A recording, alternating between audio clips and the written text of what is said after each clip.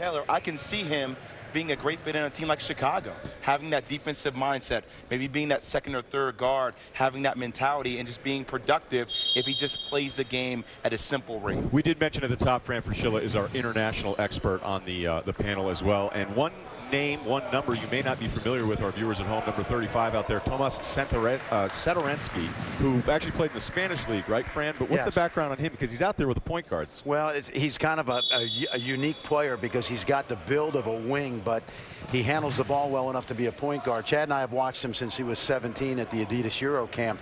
Plays in the second best league in the world, obviously, but he doesn't shoot the ball well enough to be a wing player, and I'm not sure he's got the athleticism to handle playing a point guard in the NBA. But this is his first look in front of a lot of those decision makers that Tom talked about. So the fact that he's here is, I think, a positive for him.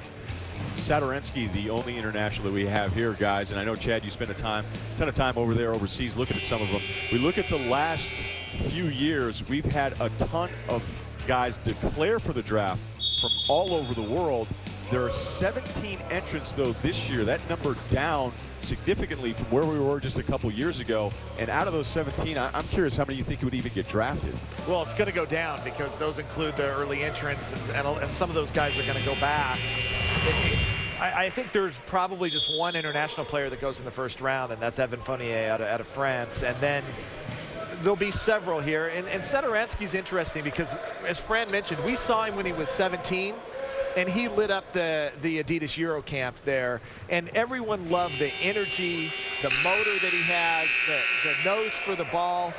And he's been okay in Europe. He hasn't been great. He hasn't always lived up to the potential, but enough people saw him there and were excited about his potential that he would be a great player that you draft and stash, I think, in Europe and let him develop over there.